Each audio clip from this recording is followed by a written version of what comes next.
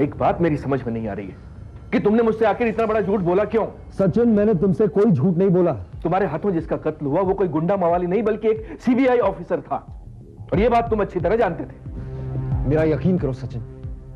ठीक है, अगर तुम्हें मेरी बात का यकीन नहीं है तो सुरभि से पूछ लो। मैंने उस आदमी को पहले कभी नहीं देखा है। सचिन, विशाल ठीक कह रहा है। अगर तुम उस आदमी को नहीं जानते हो तो वो आदमी तुम्हारे घर में क्या कर रहा था? तुम्हारे घर में आकर तुम्हारी बीवी से बदतमीजी क्यों कर रहा था? यही तो मेरी समझ में नहीं आ रहा है। आई एम सॉरी टू से विशाल, या तो तुम मुझसे झूठ बोल रहे हो या कोई बहुत बड़ा राज छुपा रहे हो जो तुम मुझे बताना नहीं चाहते। सचिन, अगर ऐसी कोई बात होती तो मैं तुम्हें यहां बुलाता ही क्यों? और तुमने तो कहा था कि तुम लाश एक ऐसी जगह फेंकोगे जहां परिंदा भी पर नहीं मार सकता। तो फिर वहां पुलिस कैसे पहुंच गई? वहां पुलिस को लाश के साथ साथ तुम्हारा मोबाइल और वो पिस्टल भी बरामद हुई जिससे कत्ल हुआ। एक मिनट सचिन,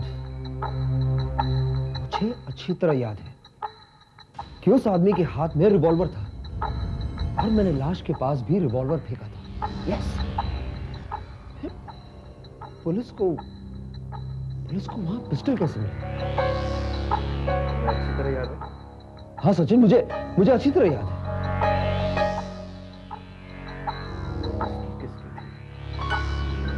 जो इंस्पेक्टर विजय ने दिखाई।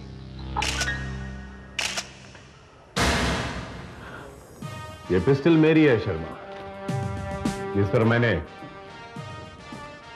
चालाकी से विशाल के फिंगरप्रिंट्स ले लिए हैं। I know sir. एक बार तो मैं भी चौंक गया था सर जब आपने विशाल के हाथ में यह पिस्टल दी थी, क्योंकि मुझे अच्छी तरह से याद था कि लाश के पास से हमने रिवॉल्वर बरामद की थी। शर्मा, और रिवॉल्वर ही है। तुम एक काम करो शर्मा, इसे फिंगरप्रिंट्स लैब में भेजो और मुझे इस पिस्टल और इस रिवॉल्वर दोनों की फिंगरप्रिंट्स रिपोर्ट चाहिए। आई मीन इन दोनों को मैच करके मुझे कुछ चेक करना है। Okay sir. देखो विशाल, तुम प्लीज टेंशन मत लो। देखो, तुम्हें कुछ नहीं होगा, सब कुछ ठीक हो जाएगा। और अगर बात आगे बढ़ गई तो मैं सारा इल्जाम अपने सर ले लूंगी। नहीं सुरभि, तुम ऐसा कुछ नहीं करोगी। इस प्रॉब्लम से मैं और सचिन निपट लेंगे। We manage. वैसे एक बात मेरी समझ में नहीं आ रही है, अगर वो सीबीआई इंस्पेक्टर था तो उसने इतनी गंदी हरकत क्यों की? विशाल, कहीं उसकी तुम्हारे साथ कोई दुश्मनी? सुरभि, तुम भी समझ रही हो कि मैं झूठ बोल रहा हूं? बल्कि मैं ये सोच रहा हूं कि उसने तुम्हारे साथ इतनी गंदी हरकत करने की हिम्मत कैसे की? और क्या मकसद था उसका यहां आने का? आई जस्ट कांट अंडरस्टैंड कि पुलिस उसकी लाश तक कैसे पहुंच गई? देखो विशाल, पुलिस ने अगर उसकी लाश बरामद कर भी ली हो तो भी सचिन तुम्हें कुछ नहीं होने देगा। वो अदालत में ये साबित कर देगा कि तुम्हारा मोबाइल तो 2-3 दिन पहले ही खो गया है। और फिर पुलिस को वो रिवॉल्वर भी तो नहीं मिली जिससे मर्डर हुआ है। आपका सोचना कितना गलत है मिसेस विशाल। तो रिवॉल्वर हमें मिल गया है और उस रिवॉल्वर पर जो फिंगरप्रिंट्स हमें मिले हैं वो मिस्टर विशाल के फिंगरप्रिंट से मैच होते हैं। मिस्टर विशाल, आपको उस रोज जो मैंने पिस्टल दिया था, दरअसल आपके फिंगरप्रिंट्स मुझे चाहिए थे उस रिवॉल्वर के फिंगरप्रिंट से मैच करने जिससे वाकई में कत्ल हुआ था। तो टाइम इंफॉर्मेशन दोनों फिंगरप्रिंट्स, उस रिवॉल्वर के और उस पिस्टल के फिंगरप्रिंट्स मैच हुए हैं। इसका मतलब ये होता है कि सीबीआई ऑफिसर मिस्टर सावंत का कत्ल आपने किया है और इस कत्ल के जुर्म में मैं आपको गिरफ्तार करता हूं। You under arrest. Mister Sachin Chauhan, मुझे पूरा यकीन था कि आप जरूर आएंगे। ये क्या सेवा कर सकता हूं आपकी? विशाल की जमानत के पेपर्स।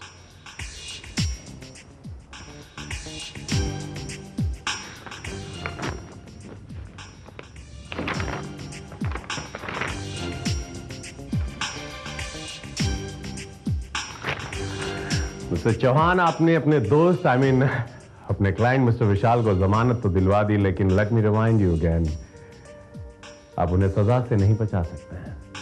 मैं विशाल को सजा होने ही नहीं दूंगा इंस्पेक्टर विजय। बावजूद इसके कि आप यह साबित कर दें कि सावंत का खून विशाल ने किया, तब भी।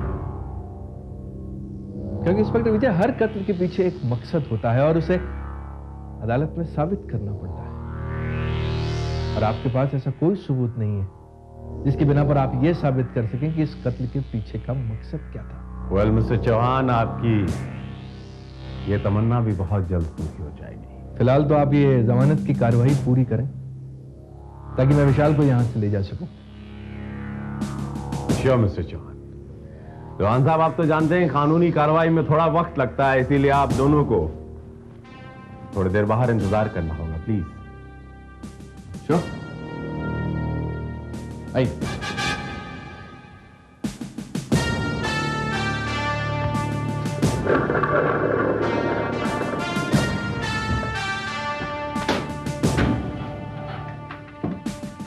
सर, ये एडवोकेट चौहान अपने आप को कुछ ज्यादा ही चालाक समझ रहा है। I know that Sharma, I know that very well. इसीलिए हमें इस कत्ल के मकसद को बहुत जल्द तलाश करना होगा ताकि मैं इसकी चालाकी को नाकाम कर दूं। For that we have to go right now. लेकिन कहां सर? इंस्पेक्टर सावंत के घर, Sharma.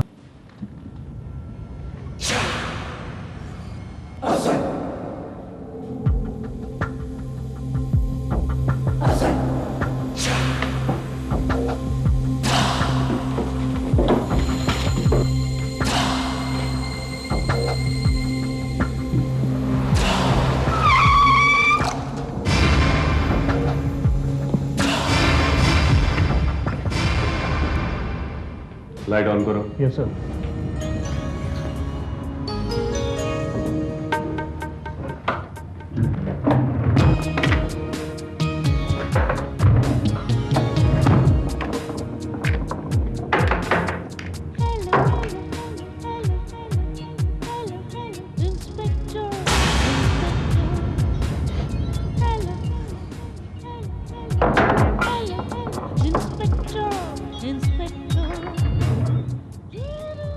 Hotel Ruby Deluxe, hotel Ruby Deluxe. Sharma. Yes sir. इधर।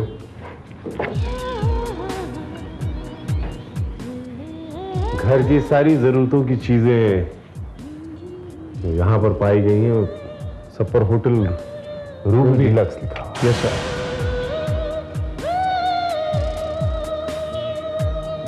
इसका मतलब ये हुआ कि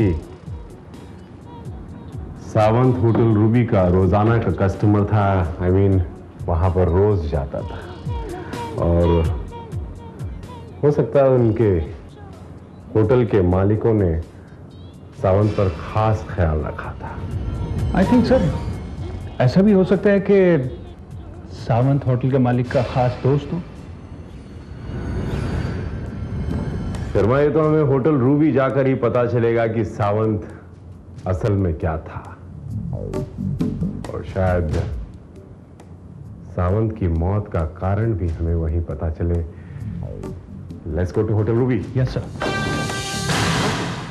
सावंत साहब यहाँ अक्सर आते हैं। उनका एक रूम भी परमानेंट बुक रहता है यहाँ पर, हमारे मालिक की तरफ से।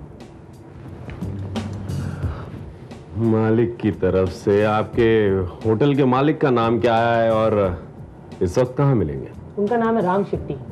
आजकल वो गोवा में है। अच्छा, एक बात बताइए, आपके इस होटल में कोई गलत काम तो नहीं होता? कैसी बात करते हो साहब? ऐसी कोई बात नहीं है, बल्कि मैं खुद अपने पूरे गेस्ट की पूरी जानकारी लेने के बाद ही उनको रूम देता हूँ। ज्यादातर तुम्हारे होटल में किस तरह के ग्राहक आते हैं? आई मीन किस तरह के कस्टमर आते हैं? सब अच्छे लोग आते हैं, वो भी शादीशुदा। मैं तो कॉलेज के लड़के लड़के को रूम देता भी नहीं है। ये देखिए ना रजिस्टर।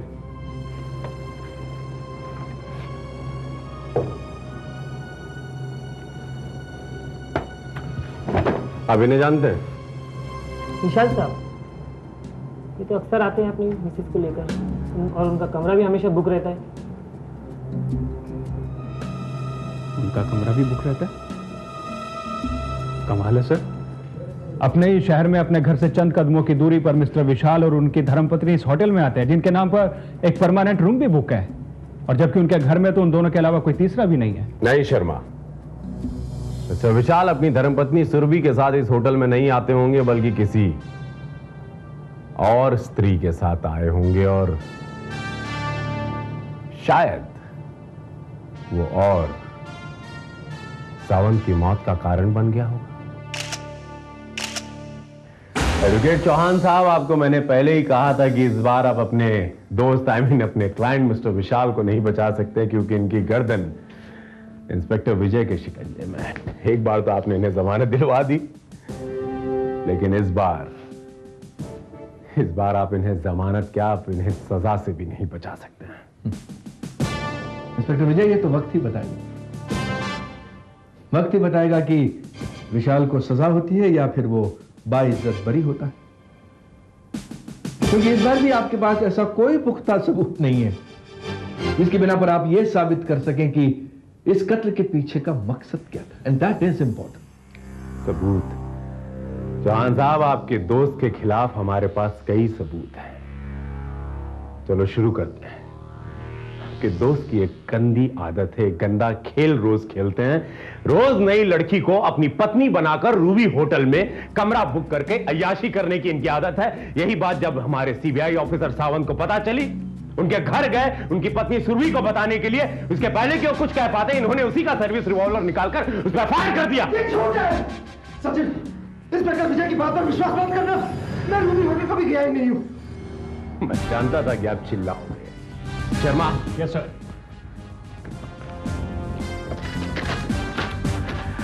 जॉन साहब, ये वो पन्ना है जो रूबी होटल के रजिस्ट्रार से हमने निकाला है, और इसमें इन्हीं की हैंडराइटिंग से एंट्री है।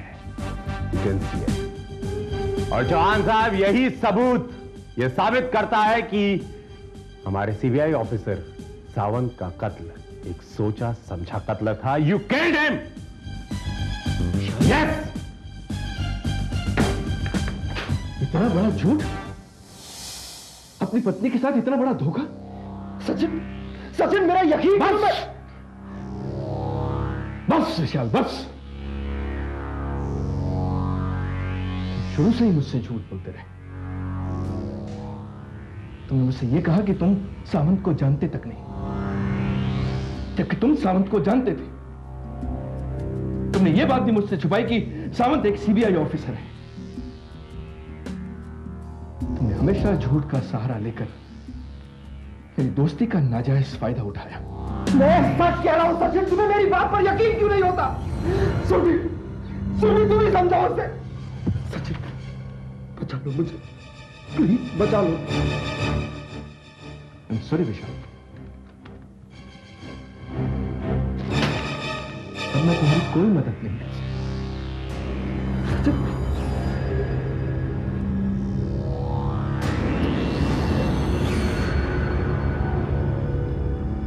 शर्मा। Yes sir. विशाल को हवालात में डाल दो। सचिन, क्या ऐसा कोई रास्ता नहीं है जिससे विशाल वापस घर आ सके? नहीं सुरभि, इंस्पेक्टर विजय ने विशाल के खिलाफ इतने सारे सबूत इकट्ठा कर लिए कि विशाल को फांसी लगने से अब कोई नहीं बचा सकता। कोई ना कोई तो रास्ता होगा। नहीं सुरभि, अब विशाल को मैं तो क्या, भगवान भी नहीं बचा सकता। उसे अदालत सिर्फ एक ही सजा देगी, सजाए मौत। वैसे सचिन, तुम सिर्फ एक क्रिमिनल लॉयर नहीं हो, एक शातिर क्रिमिनल भी हो। वैसे सुरभि, मैंने सोचा नहीं था कि इतना जल्दी हमारा प्लान सक्सेसफुल हो जाएगा। इस विशाल और इस सावंत से इतनी जल्दी हमें छुटकारा मिलेगा। उस दिन सावंत को मेरे घर पे देख के मैं तो डर ही गई थी। अचानक वो मेरे सामने आ गया। हाँ जी, या डेफिनेटली विल मीट।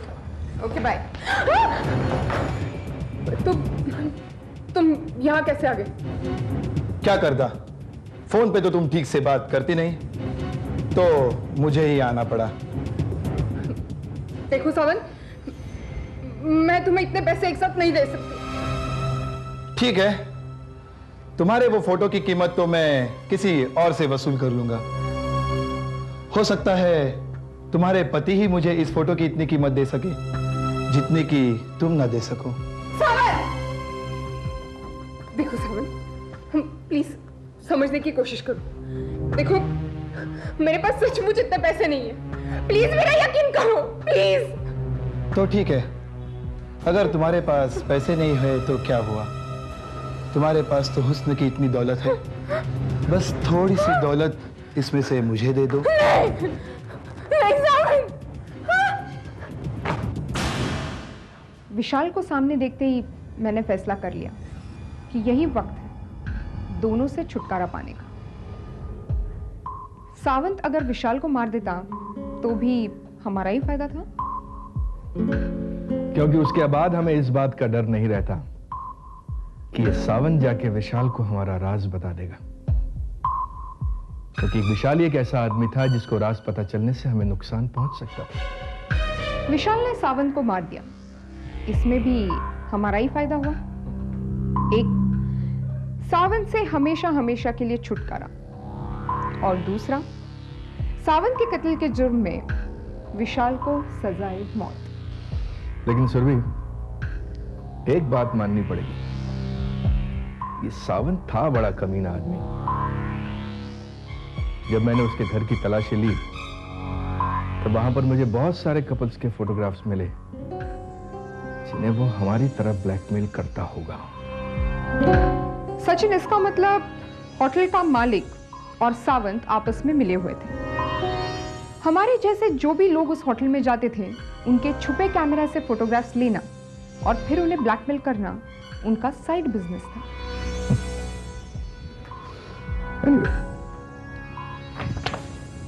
यही वो फोटोग्राफ है जिसने हमारी नींदें उड़ा दी थी। और सावंत की मौत की वजह भी यही फोटोग्राफ्स है। ना तो वो ये फोटोग्राफ्स विशाल को देने की धमकी देता और ना ही उनका ये अंजाम होता।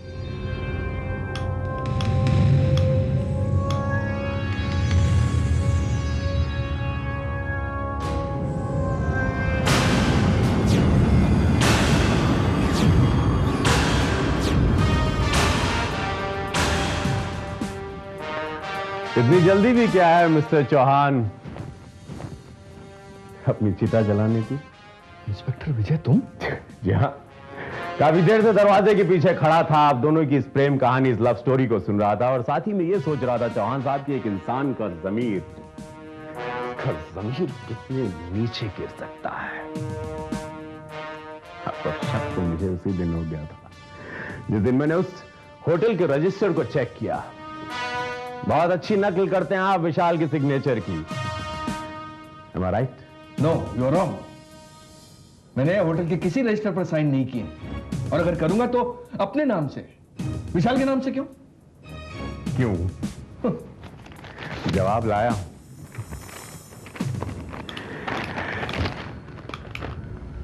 चौहान साहब, ये इस होटल के रजिस्टर का पन्ना है जिसमें विशाल के नाम पर आपने सिग्नेचर की, और पुरानी फितरत है आपकी जिसी की वजह से आप मार खा गए। 3 डॉट आपने लगाया है, 3 डॉट जो नॉर्मल लोग नहीं लगाते हैं, 3 डॉट। और ये है वो जमानत के पेपर जो विशाल के नाम पर हैं। आपने मेरे सामने आप ही की सिग्नेचर की, और ये देखिए वही 3 डॉट।